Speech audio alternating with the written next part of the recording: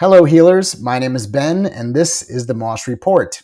I'm here today with my father, founder of the Moss Report, Dr. Ralph W. Moss. Good morning, Dad. Good morning, Ben. So I understand that today you'd like to tell us a little bit about broccoli. What have you got for us? Well, the topic is broccoli, and the topic is also components of broccoli that have big anti-cancer effects. Oh, okay. So in what way and where's the science? So the main thing about broccoli and broccoli sprouts in particular is that they contain a chemical called sulforaphane. And this is a very interesting chemical. Most of this work was done at Johns-Hopkins University in Baltimore by somebody that I know or knew. He passed away, but you might have come across his name, Paul Talalay, Talalay. The reason that I knew him was because we were near neighbors in Maine at one time.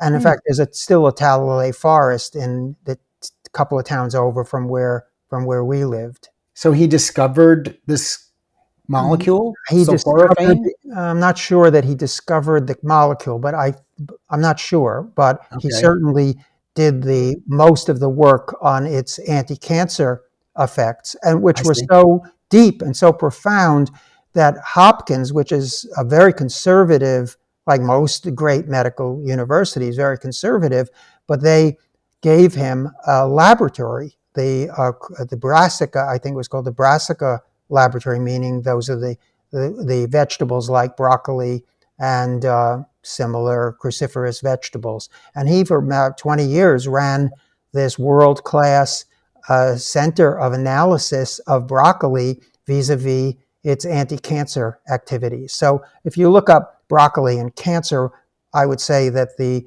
majority of the articles come from his laboratory. Mm-hmm. Very interesting.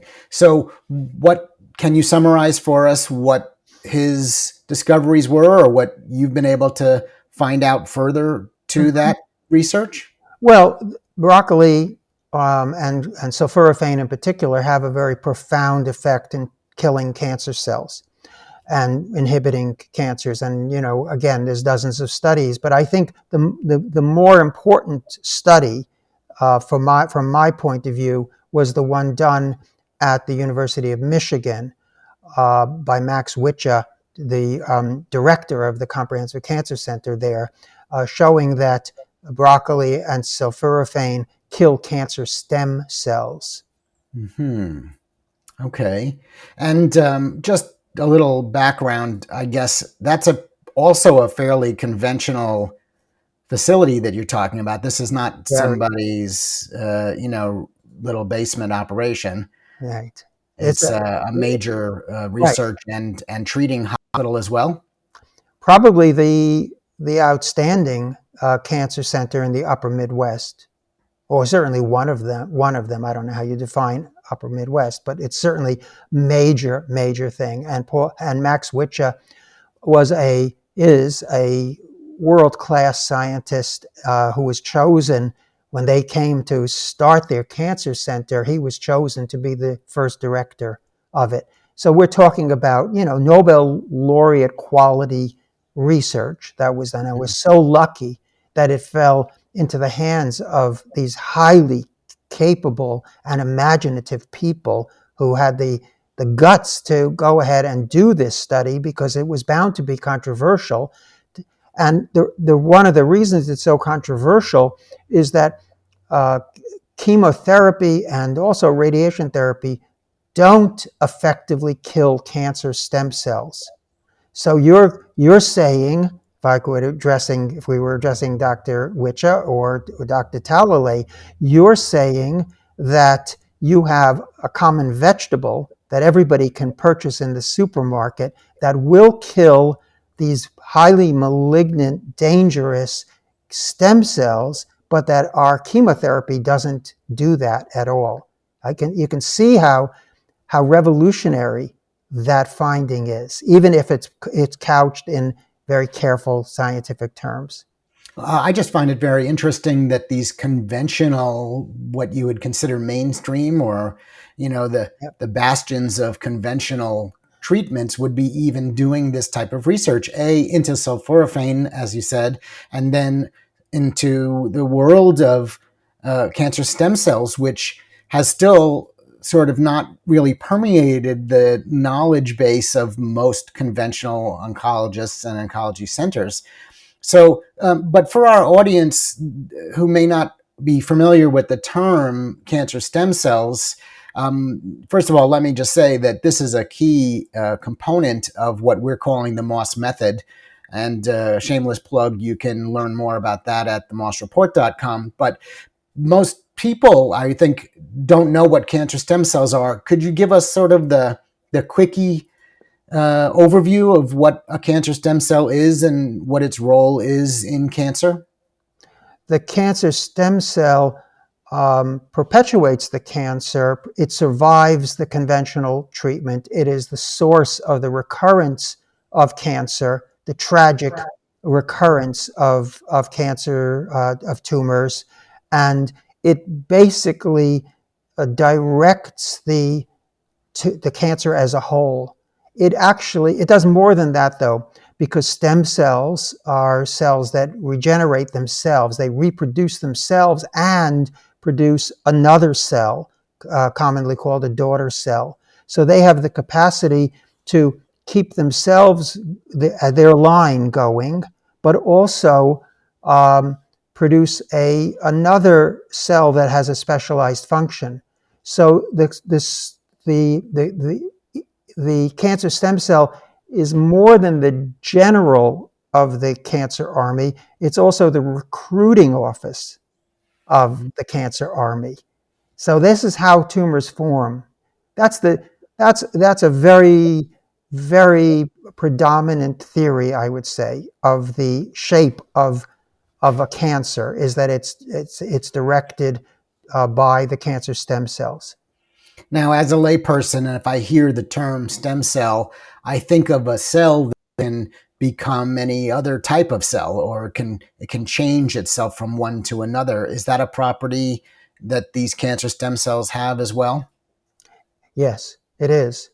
That's why they're very plastic. They can go in many different directions. And if something is needed to, let's say, create new blood vessels, the cancer stem cell can produce the daughter cells that can accomplish that task. Mm-hmm. Whatever the cancer needs, the cancer stem cell can generate. So it's acting like an organ or an organism of its own, and this is sort of the brains of the organism. Are there conventional treatments that can help to kill or specifically target cancer stem cells? Well, conventional cancer treatments, uh, it's been pretty much shown that most chemotherapy cannot. I won't say that none, because I've come across some instances where maybe one or two regular chemo drugs do kill cancer stem cells. There are drugs, repurposed drugs, that can kill cancer stem cells. The most famous of these is metformin, the most commonly prescribed drug for type 2 diabetes in the world, which could be acting in a number of different ways. But one of the ways it does seem to kill cancer stem cells. But metformin has its own side effects, so it isn't entirely a benign drug. All right, but you're saying that there are natural ways to help fight cancer stem cells, and broccoli is among them. So tell us a little bit more about the science behind that study, or studies Yeah. that relate to that. So broccoli is one of the big five, what Dwight McKee, our friend Dwight McKee, has called the big five. And that's, I won't go through all of them, but anyway, it is one of them.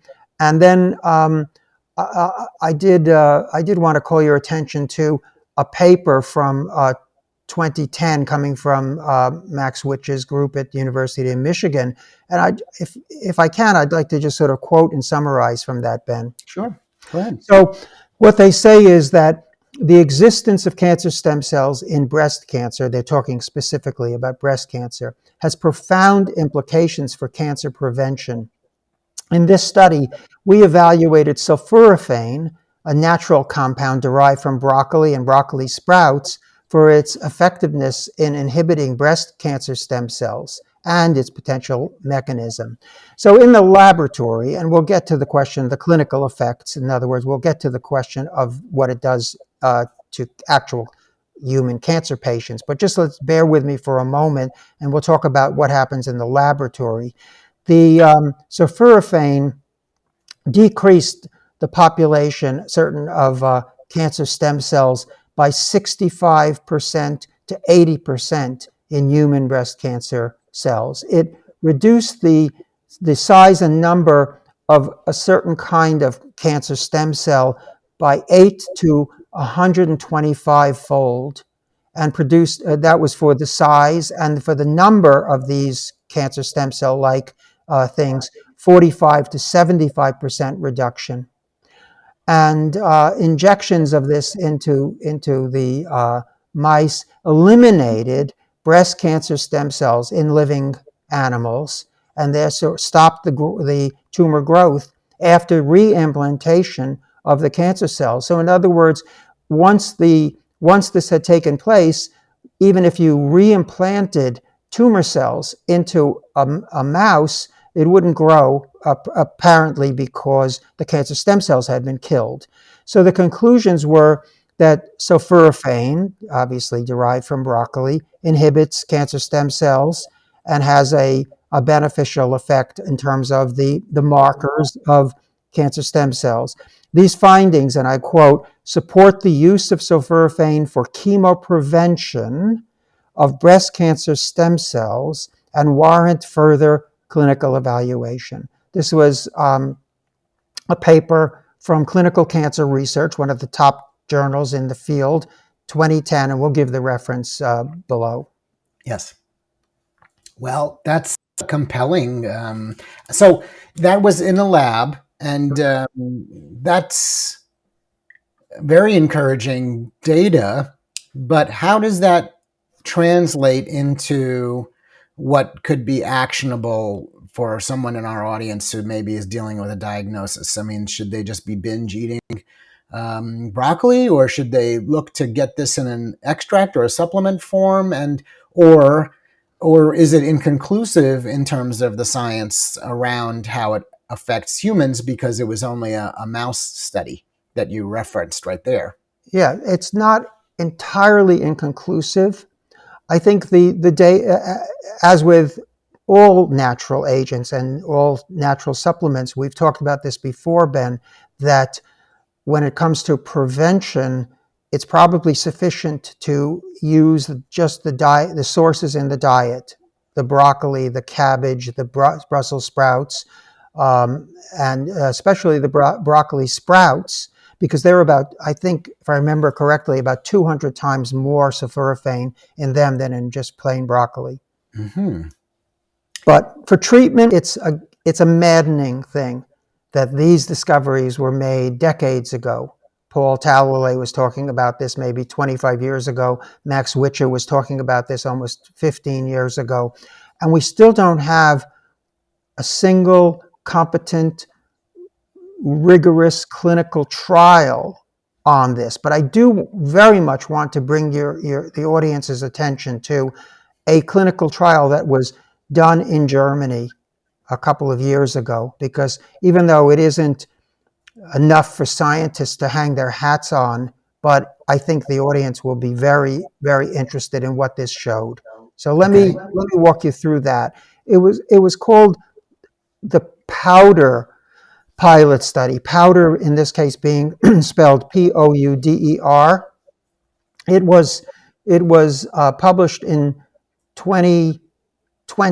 It was accepted for publication in 2019, and it was a clinical trial, what's called a pilot study, meaning it's not even really a phase 1 trial, but it was just to see how well people would do. A small number of people would do on the proposed treatment.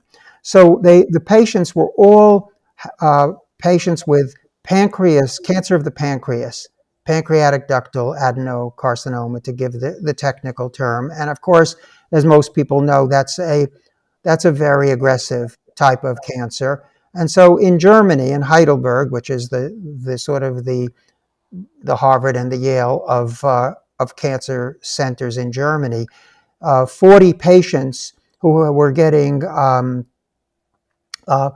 palliative chemotherapy. That's to say, the chemo was not intended as a cure, but they were put into two groups, a placebo group and a treatment group. It wasn't a blinded study for reasons that will become obvious, I think. But the people who were getting the actual broccoli were given 15 capsules of pulverized broccoli sprouts and some other substances daily for up to 1 year. And 29 patients were included in the treatment group, and 11 were in the placebo group. So they were looking at a number of different things: the characteristics of the patients, their survival, and the feasibility of giving this treatment. Now, here's the key sentence.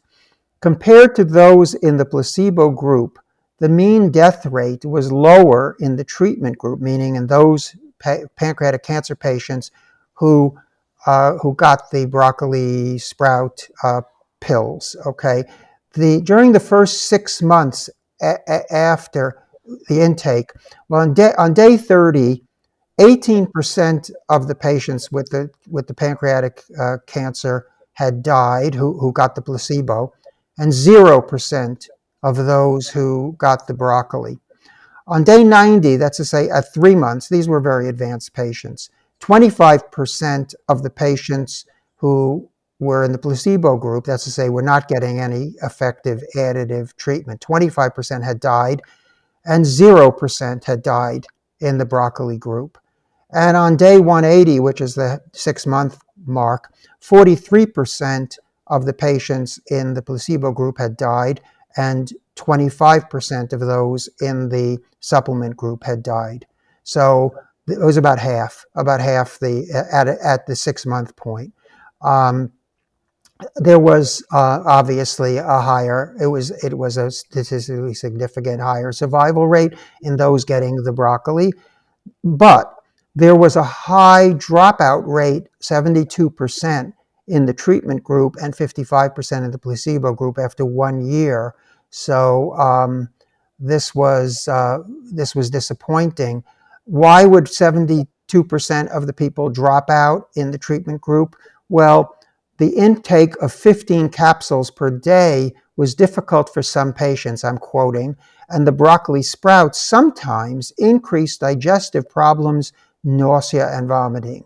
So this was the reason that, even at the end of the study, 180 days, the results were not statistically significant because there was a small group to begin with, and a lot of people dropped out of the study. But I think the key point was that with this one intervention, it clearly lowered the mortality rate of these patients going up to the point of 180 days. But the patients were dropping out of the study because they found the capsules to be very literally distasteful. And I can believe this because I once, I was trying to make a green smoothie. I wanted to, publish this as something people could possibly do. And so I bought some nice broccoli sprout powder and I started making up my green smoothies. Well, everything was good until I added in the powdered broccoli. It was awful, absolutely awful. I threw it away. It ruined any of the smoothies that I made. So I'm not. So I'm being very honest with people. It's bitter. It was bitter, but it has that sulfury kind of rotten egg type of Oh. smell to it. So the So name sulforaphane obviously connects yes, back to sulfur. correct. So I don't think it's going to be a simple thing. But what occurred to me about this study is that there are at least 5, and I could add another 5 to the list, but there are at least 5 natural compounds that inhibit or destroy the growth of cancer stem cells. And I don't think our ancestors, gorged on broccoli. I mean, of course, from a scientific point, well, I like to gorge on it too, but not to that extent. But you know what I'm saying? They didn't know about sprouts and they didn't know about powders. And what I would think is that from a scientific point of view, science is reductionist, meaning it has to reduce the number of variables, the number of changes between the treatment group and the non-treatment group. So that's the normal method of doing science. But from a patient point of view, you don't put all your eggs in one basket. Sulforaphane is a very interesting compound. I won't go into the whole history and genesis of it. It doesn't actually exist until you eat it. So What? it doesn't actually exist until you eat it, because it's actually created by two chemicals in the broccoli plant when another organism chomps down on the plant. It creates a kind of poison that that these two elements create the sulforaphane. So when you eat it, if you're eating raw broccoli and you bite on that, to the plant, it would be just like a caterpillar coming, and that caterpillar is going to get an awfully big stomach ache and it's almost all stomach, right? So it's gonna have a very negative effect on any organism that tries. So it's the broccoli's self-defense mechanism. Absolutely. Interesting. Yes. So in order to get the sulforaphane, you have to eat raw broccoli. Okay, because the enzyme, one of the two elements is an enzyme. That enzyme is destroyed by cooking, mostly. Mm-hmm. So if you eat regular cooked broccoli, though it could have some other beneficial qualities to it, but in terms of the sulforaphane, which is where we believe the main anti-cancer stem cell element within the broccoli, you have to either eat raw broccoli, or which you can do as a canopy or whatever they call it. I mean, to have it as a crudité. That's the word I'm looking for, right? So you could have that, put it in a little blue cheese dip or something, and it'd be fine. Or you can eat the cooked broccoli, but you have to eat 1 floret of raw broccoli or 1 piece of radish with it, because the radish has the same enzyme as the broccoli does, and it'll activate the other chemical, which isn't destroyed by the cooking. I said there were 2. The one that's destroyed is the enzyme, and the other one is okay. So you'll then reactivate the broccoli by eating 1 raw floret, or just 1 raw red radish would do, or maybe 1 ounce of daikon radish, which is a little milder for most people than the red radish. But in any case, you have to add back the enzyme, and then you'll get the benefit. If you like to eat cooked broccoli but don't particularly like raw broccoli, you'll get back the benefit.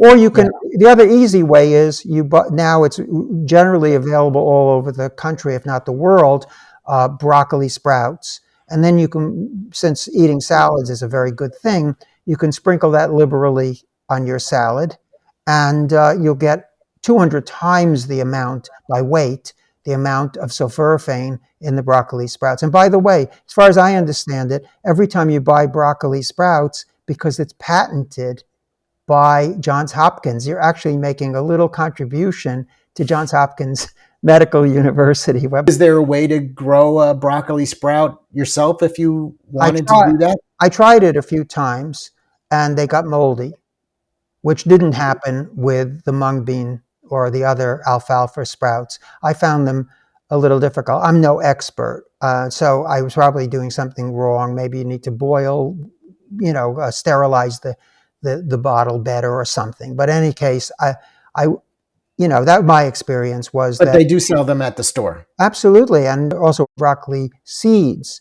So there are people doing it, I assume. I just don't have any personal success with that. So one way or the other, it sounds like you're suggesting to our audience that this be a part of their diet. Absolutely. Absolutely. and the whole class of compounds. It's a whole class of vegetables. Here we have in hand something that kills cancer stem cells. We know the cancer stem cells are the root cause of the cancer, if anything, is the single root cause. And it's available to us either as a supplement or just as a food. I would say, if you have a strong aversion to eating broccoli, and I don't even understand that, but if you do, then you could take the supplement. And I wouldn't stop there. And this is very important because I would take a group of I would concentrate on a group of different foods and supplements, many of which we'll discuss in the future. So you've listed some out, though. You said broccoli, Brussels sprouts. Oh, yeah. Cabbage. Cabbage. Mm-hmm.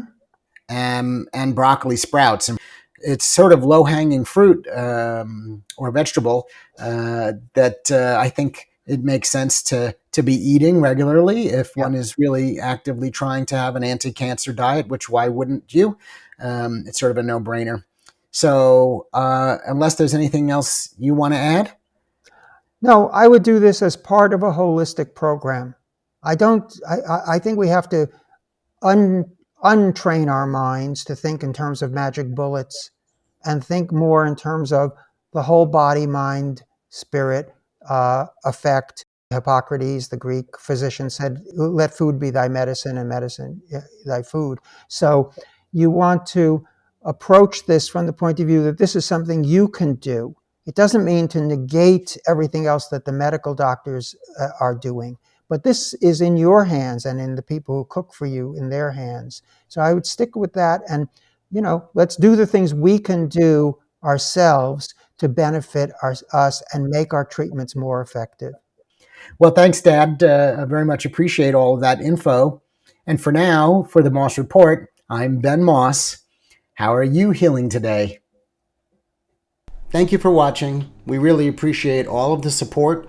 Please leave a like, a comment, subscribe to the channel, and visit themossreport.com. We wish you all the best for health and healing.